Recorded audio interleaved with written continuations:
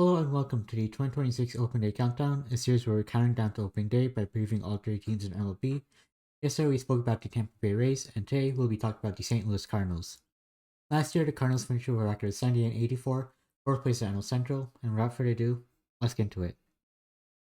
So, the Cardinals offense isn't too great. There's only like three bats that I'm really confident being above average next year. Two of them, Ivan Herrera and Alec Burleson, those are guys who were above average by WRC+. While Lars Nootbaar is someone who is uh, slightly below average by WRC+, but he's someone I think can bounce back according to BFIT+. If you look at his splits against righties, he was above average, 108 WRC+, 131 BFIT+. But against lefties is like where he really wasn't that great, and I think I believe Fangas has him in a alongside platoon in the outfield, but I think simply due to how weak the offense is, I expect Nootbaar to be playing every day. Yeah, generally like the offense isn't too great just because like they traded a few of their top guys like Wilson Contreras they traded to the Red Sox, Brendan Donovan moved to the Mariners, and then I guess you can also count maybe Nolan Arenado, although he wasn't that great last year. But yeah, it's not too great an offense. Like yeah, they will be calling up JJ Weverholt. He's someone who at AAA had a 156 WRC plus and a 162 BFIT plus, so he's someone who can definitely his offensive skill set should definitely translate to majors. But other than him, it's like not that great of an offense. Like Urias, they signed pretty late in the offseason. He wasn't that great last year, but he's solid defensively. Mason Wynn, you're sort of hoping for a bounce back from him. He wasn't. He's not like a standout offensively, but he's a very good defender, and so you're still getting value out of that. But ideally, you want the offense to come back a bit. And also Gorman and Jordan Walker, two guys who strike out a ton, and they're two guys who you're hoping to see more from offensively. But yeah, like there's only that much depth either. So like a lot of the guys that are good against righties are also good against lefties. So there isn't really much opportunities for platoons, and when we get into particular lines, actually have no platoons. It's just nine guys who have starting every day against both lefties and righties. So yeah, it's again offense not too great, but they're not exactly competing this year, so it's more of that developmental year. See what you can get out of your young guys. Maybe a guy like Nootbaar, if he bounces back, you can trade him at the deadline. So yeah, onto the pitching. Also, the pitching isn't too great. They did have Sonny Gray, who was bad ERA but pretty good peripherals. He got traded to the Red Sox, and from the Red Sox, he also got Hunter Dobbins and Richard Fitz. I believe Richard Fitz was from the Sonny Gray trade, and Dobbins from the Wilson Contreras trade, although I may be mixing that up. Yeah, no starters that are above average by BFIP. Lante, hoping for a bounce back. He was pretty solid in 2024. McGreevy, he's sort of like a pretty solid like innings eater type. He should be solid in the middle of that rotation. Libertor as well, like he was pretty good to start the year, I believe, but as the season went on, he really struggled with just a long ball, and that was really like inflated his ERA, inflated his BFIP. And thus may they sign him this offseason. Uh, hoping for a bounce back from him as well. See if he can deal him at the deadline. But yeah, not a great pitching staff. I do like Hunter Dobbins. I think he's someone who I had my eye on last year when he was at AAA with the Red Sox. Like he has some pretty good stuff, like decent fastball, a very nice splinter that I really like. So yeah, even then, like Dobbins is more like a back end with the rotation arm rather than a true middle or even front end arm. Yeah, let's get into the bullpen. They have a few arms in the bullpen, like Matt Swanson, who had a great ERA, good BFIP. Riley O'Brien, who I expect to be their closer. Joshua Romero is also a candidate to be their closer, but I think he's someone who BFIP doesn't like as much, so that's why I'm sort of not really looking into him as much. I don't really like him as much. So yeah, and then also Cal Lee, he's someone I want to touch on because he's actually you can see 62 games by 88 innings, so he's kind of built up, and he's actually someone who is looking to move into the starting rotation. Like, he made a couple starts in spring training. They weren't that great. 4 and 2/3 innings pitched, 5 earned runs. So that's a 9.64 ERA. Yeah, not that great so far. He's someone who I think I'm not really confident can make the transition to the rotation. Like, he does have good secondaries, but his fastball just isn't that great. Like, his fastball's at 95, and if you're in the rotation, that's probably going to tick down to maybe 94, maybe even 93. And from a righty, like 93 isn't that great unless you have very good command, which Lee doesn't really have. Like, his walks were pretty average, and he gave up a decent amount of barrels, so not too confident he'll stick in rotation, but I do think at the start of the year he will start the year in rotation. And then one more guy I want to touch on, Ryan Stanek. He's another guy who they signed the offseason. Pretty solid stuff. Bad numbers. Again, he's someone who you're hoping can bounce back and fill out the deadline. Yeah, let's look into the predicted lineups. As I said, there's no platoon, so a catcher, Ivan Herrera every day. He's someone who, as you can see, he really matched against lefties. 205 WRC plus, 216 BFIP plus. That's like very insane offensive numbers. Against righties, he was still above average. 112 WRC plus, 109 BFIP plus, so he's definitely going to be in the lineup every day. But the thing is that, you look at Fangraph's roster resource, he's listed at DH, but I think he's someone that can be their everyday catcher just because he's been working on playing catcher in the off season, and the Cardinals bats have made reports that he's going to be playing catcher this year in 2026.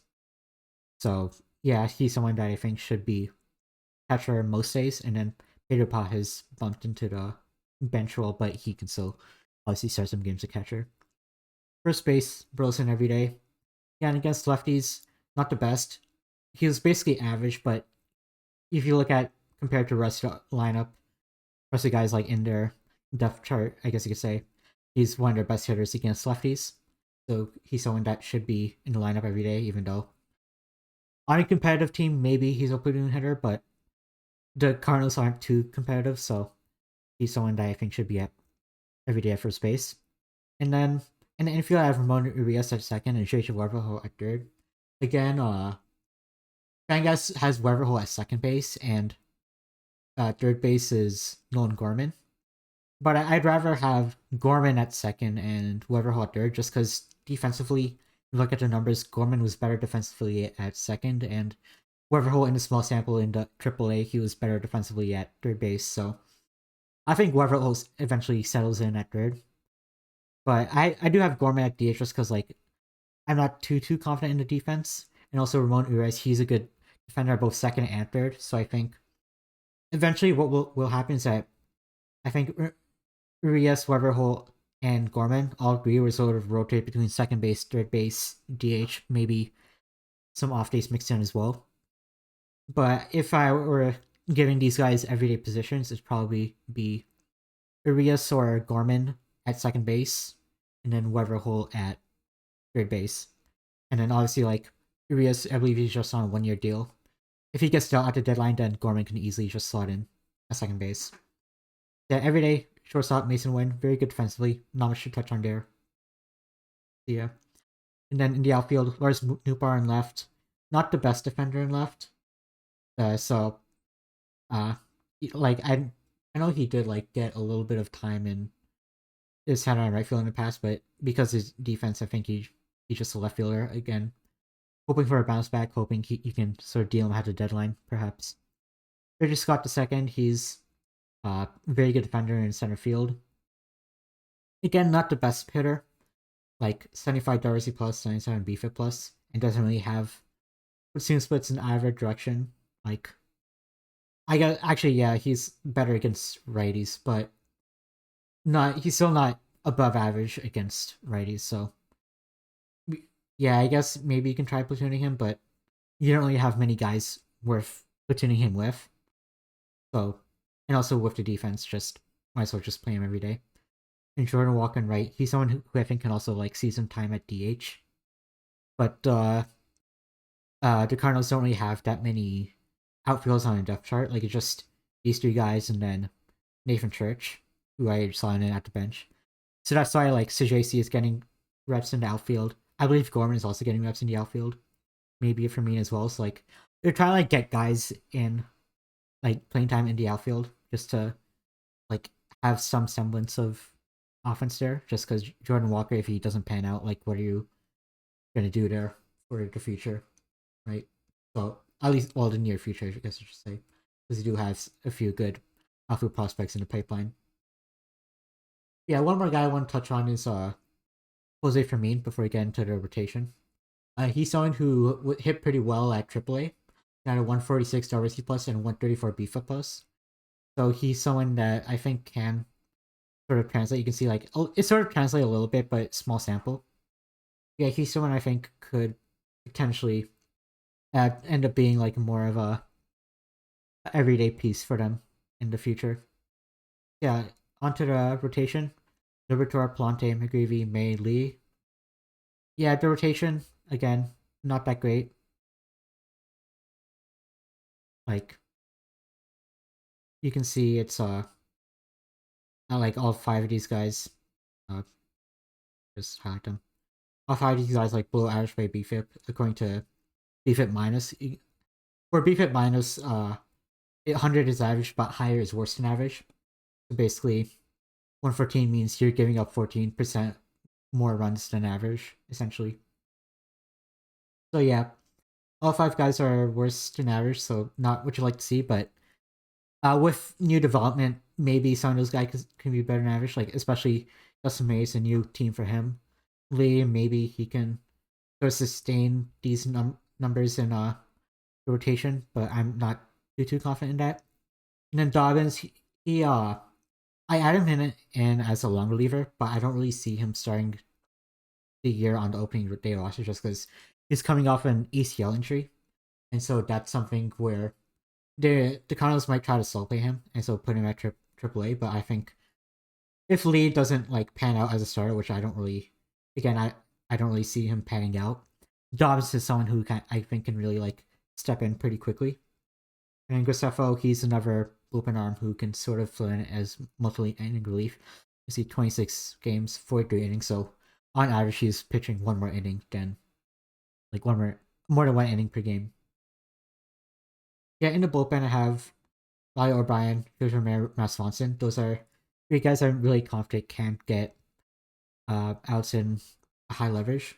Romero not as much, but he has a track record of performing in high leverage, and also he's a lefty. You need a leverage lefty, I think. Romero is that guy. So yeah, Stanek also in there, and then Justin Brewer and Matt Pusher, two guys I want to touch on. So these are two guys who actually performed pretty well at AAA. Pusher, he was a Rule 5 pick by the Cardinals this offseason. Uh, in 62 and a third innings at AAA for the Marlins affiliate, he had a 3.61 ERA and a 3.41 BFIP, which is pretty good. And also, Bruel, he in 42 innings at AAA, 3.43 ERA, 3.55 BFIP. So Bruel, small sample in the majors, but because the AAA performance sort of backs it up, I'm believing in him sustaining this level of performance in MLB. Bruel is sort of that like pulls out lefty, uh, sinker, sweeper, cutter, I believe. So he's someone who you need a second lefty in that bullpen. Bruel is probably that guy. Like George Romero is probably gonna get saved for 8th or 9th inning roles. Bruel can be that guy who, let's say, in the 6th or 7th inning, he can get outs for you against some tough lefties. Yeah, that's what I have for the projected lineups. As for the projected WAR, not many guys projected to be. This threshold is 0.75 WAR, so not many guys projected to be above that threshold. Just 7 players, and only 2 of them above 2 WAR, and that's Ivan Herrera with his very good bat. Alberson also good bat, catcher and first base. Those are 2 guys I think you sort of want to build around a bit. So, uh, Yeah, like other than these two, there's not like that much. Like I also like Mason Wynn. He's someone you should build around, but other than that, like not really much talent on the roster. So that's why the win projection is actually very low on them. 60 and 102. So that's the worst record that isn't the Rockies, and even then, it's like very close to the Rockies. Like it's they did trade away a lot of talent, like Sonny Gray, Wilson Contreras, Brendan Donovan. You can argue Nolan Arenado as well. Like he's someone like is a little bit of bounce back candidate, maybe not, but they did get rid of him. So yeah, not much talent on the Cardinals, but they're sort of like finally in that rebuild phase. Not really looking for results so much, more so looking for development in their young guys. Like let's say like the win perception isn't going to be affect much, but let's say Mason Wynn has like a 3-win season because of defense. Like he's and then Bros Ivan Herrera maybe is like 4-win, and Burleson's like 3 wins. Like obviously that's still not gonna like affect uh like their overall record or like where they end up at the end of the day, but it's still you're sort of like watching more so the individual performances rather than the team performances. So yeah, that's all I have for the Cardinals. Thank you for watching and goodbye.